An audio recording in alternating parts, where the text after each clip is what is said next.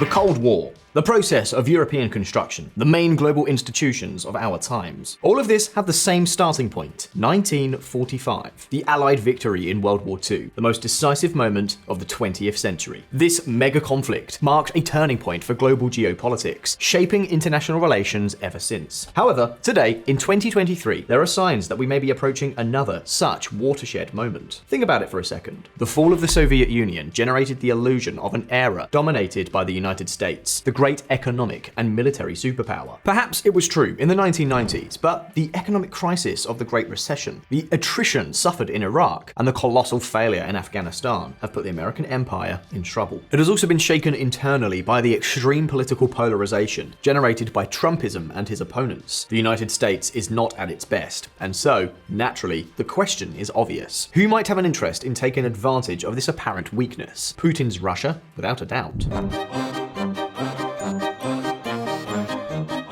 As the main heir of the Soviet Union, Russia retains a fearsome nuclear arsenal, and the Kremlin keeps reminding us that Western support for Ukraine will not come for free. Ex-Russian President Medvedev warns we're closer than ever to World War III, and risk of nuclear oblivion is growing. Now, Eastern Europe is not the only place where US interests are at risk. North Korea continues to threaten South Korea and Japan. Kim Jong-un refuses to negotiate his nuclear program with Washington, and continues to test missiles like someone trying on t-shirts. The same could be said of Iran, which is one step away from enriching uranium to the level needed to make nuclear weapons, according to the inspectors of the UN Atomic Agency. But hold on a minute, because if there is one country that has become the biggest headache in Washington over the last decade, well, you know perfectly well that that is none other than China. Beijing has invested a lot of money and strengthened its nuclear power. And as we explained months ago in another video, Xi Jinping's great obsession is the annexation of Taiwan, a key US ally in the world semiconductor market. Nor can we forget that China's influence has spread far beyond the Asian continent, and that its relations with Moscow are at their best. So the world continues to change, and not exactly in Washington's favor. To prevent the new Roman Empire of the West from falling once again to the barbarians, the White House has a lot to learn from the classical era. If you want peace, prepare for war. Flavius Vestigius, 4th century. Having an imposing military would serve to deter enemies from acting. So in the White House, they are already wondering whether the US military fulfills this role and is prepared to deal with all these threats. So right now, the question is, where does the US military currently stand? What are its main strengths? And where might its weaknesses lie? Today on VisualPolitik, we're going to answer all these questions, but first, let's take a look at a little bit of history. A pending modernization. The US military is the Paris Saint-Germain of the world. It spends far more than any other nation by a long shot. However, the question is the same for both. Is the ton of money they are investing each year really being spent where it's needed? And here, the opinions differ. History shows us that the US Army renews itself every 40 years. It did so between the 1930s and the 1940s, at the dawn of World War II. It also did so between the 1970s and the 1980s. They are known as the Big Five, and I'm sure you've heard of them all. The Abrams tank, the Bradley infantry fighting vehicle, the Apache attack helicopter, the Black Hawk utility helicopter, and the Patriot missile system. Well, after the fall of the Soviet Union, and with the world at relative peace, the Pentagon launched a series of innovative weapons renewal programs in the late 1990s. What no one had counted on was that in a single day, the future would change forever. We're of course talking about September 11th, 2001.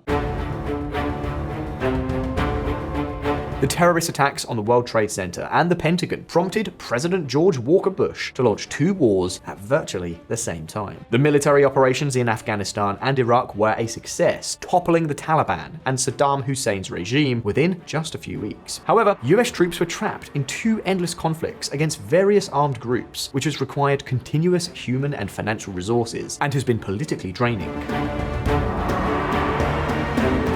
According to Brown University's Costs of War project, the wars in Afghanistan and Iraq have consumed more than $4 trillion. So, as both conflicts festered, military commanders were forced to give up their superweapons of the future and focus instead on getting the most out of the Big Five. Along the way, modernization programs like the Crusader, destined to be the next generation self-propelled howitzer needed by the US artillery, fell by the wayside. But wait a minute, because if there is one project that was a real fiasco, it was Future Combat Systems.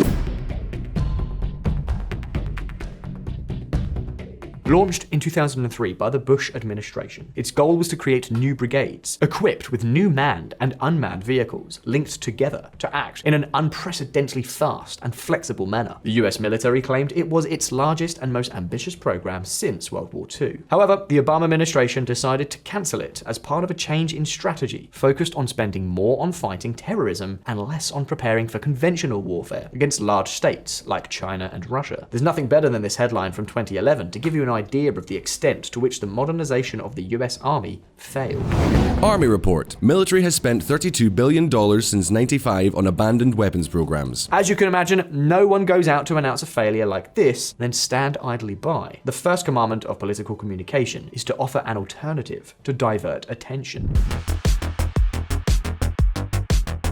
In this case, to replace some of the tasks of the failed Future Combat Systems program, the Ground Combat Vehicle program was designed. Its goal was to develop a next-generation armored combat vehicle to replace the Bradley. But the Army also cancelled this program 5 years later due to budget constraints introduced in 2011. And also, to this day, because relieving the Bradley continues to be a real money grinder, take a look.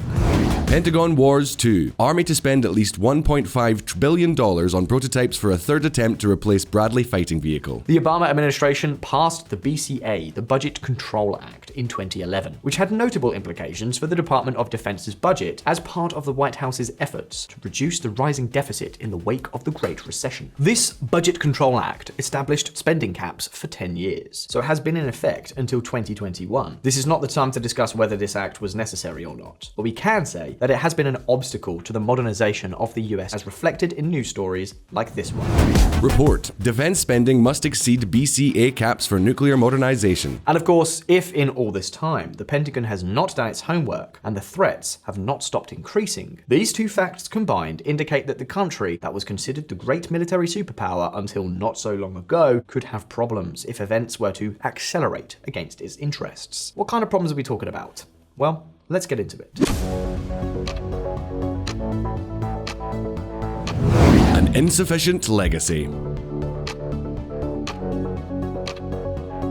6 years ago, Trump gave a new twist to the US national security strategy. The White House refocused on the preparation of the mega conflict against the great enemy powers, China and Russia. This change has been supported by Biden and also by Vladimir Putin. High-intensity warfare is back, as the Russian invasion of Ukraine has taught us. Well, the Heritage Foundation produces an annual report assessing the current state of the US military. Right now, fierce support is being provided to Ukraine, amounting to more than $27 billion in military equipment and supplies. Replenishing inventories will be complicated, according to Dakota Wood, head of the Heritage Foundation report. Check it out. The U.S. military hasn't bought a Stinger missile in 17 years.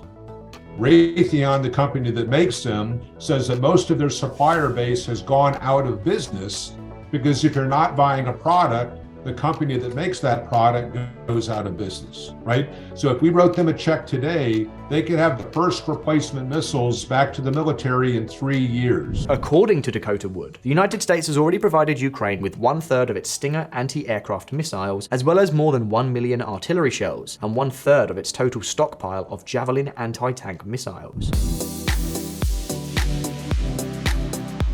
Don't forget that this stockpile shortage is occurring simply by providing assistance to Ukraine. Imagine what a direct conflict against a titan like China would require. Well, you don't really need to imagine it, because there are already experts preparing reports on the matter.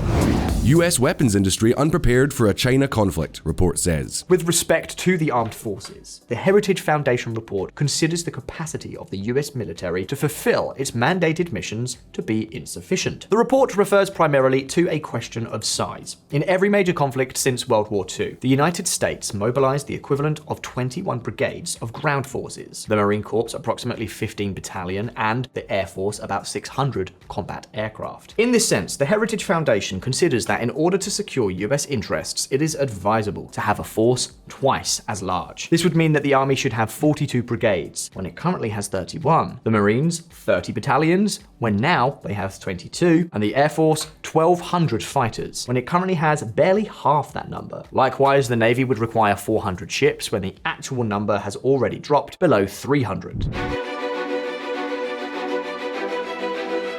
The Heritage report recalls that in the 1980s, the Navy had nearly 600 ships, of which approximately 100 remained deployed. In 2022, the number of deployed ships stood at about 94, but the total fleet has declined to 298, projected to be reduced to 280 by 2037. The same workload on a fleet that number less than half that number means there is hardly any time for training, readiness, and proper maintenance and refurbishment, as they are continuously operational.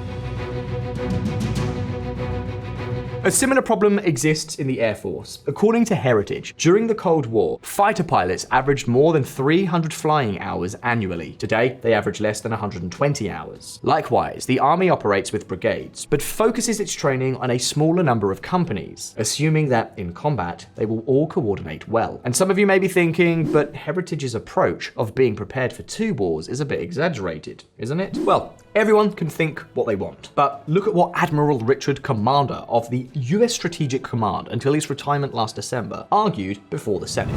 I had previously emphasized our need to be able to deter 2 adversaries at the same time. That need is now an imperative. You have to deter them all the time. I don't have the luxury of giving priority to one and less for the other. You have to do it all at the same time. Many people think that investing in defense is a waste of money and would be better spent on social programs because nothing ever happens. But hey, maybe our Ukrainian viewers could give us their opinion on this. Currently, the US defense budget amounts to more than $800 billion.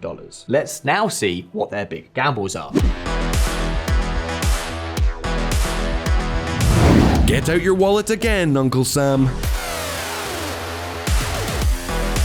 The international landscape has changed completely in the last year. Russia invaded Ukraine, and China is increasingly threatening Taiwan. America's enemies are moving into action, and that is clear to the Pentagon. The modernization of the US can no longer be postponed, as General James McConville, the current Chief of Staff of the US Army, points out.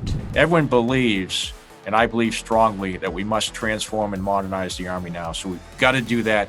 We're 3 years into it. I think we've got some really good programs going. We probably need about 2 or 3 more years of good, solid budgets, and I think that's something we have to do. Currently, one of the big gambles of the US Army is the future optionally manned combat vehicle. A lot is being invested into R&D because, naturally, optionally manned means that this vehicle will be able to operate autonomously, a task that has never been achieved, and that nobody has any idea if it will be achieved or how much it will cost. One estimate puts the figures as high as $46 billion, so it could end up being either a military revolution or a failure of astronomical proportions. Now, the Pentagon's big bet is the F-35, the fighter with which they intend to dominate the skies, and to which we have already dedicated several videos on VisualPolitik. Uncle Sam, get your wallet ready again. This is an expensive toy.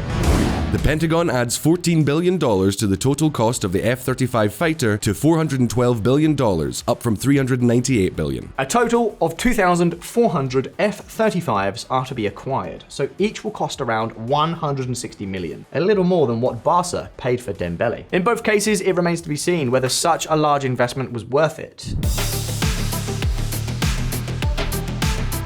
On the other hand, if we talk about the Navy, the program that has already been confirmed as a failure is that of the littoral combat ships, which are beginning to be retired barely 13 years after entering service due to their high operating costs, as they require almost double the number of crew than planned. Now, the US intends to make amends for this failed program with the Constellation-class missile-launching frigate. The first frigate will not arrive until 2026, and the program has already accumulated a $2 billion cost overrun to almost $11 billion. But hey, the most repeated phrase in the Pentagon is the same as in Jurassic Park. We have spared no expense. Look. Indeed, the United States spends more on defense than the next 10 biggest spenders combined. But modernization requires investment. In fact, one of the areas crying out for modernization is its nuclear forces. For years, they've been limited to extending the life of their equipment. The Pentagon is currently developing the Sentinel, its new intercontinental ballistic missile, which should be operational in 2029. If this program does not succeed, the United States will see its nuclear deterrent capability reduced. Meanwhile, at the political level, President Biden's bet is on AUKUS.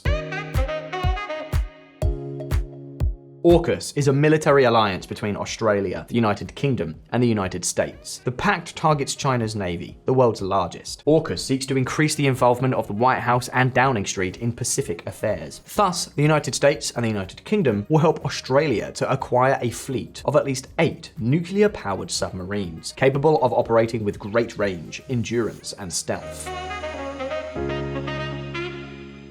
The new focus on China is significantly increasing US investment in the Pacific region. It has just approved $87 billion through 2028 that the Indo-Pacific Command plans to spend on new weapons, construction, and cooperating with allies in the region. One of the priorities is to strengthen the defense of the island of Guam.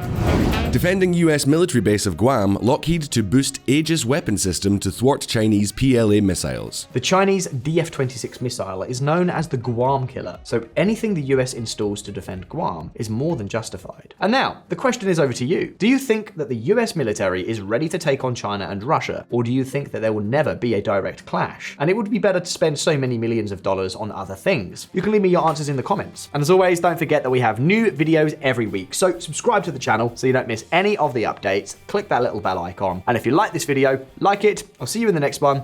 All the best. See you soon.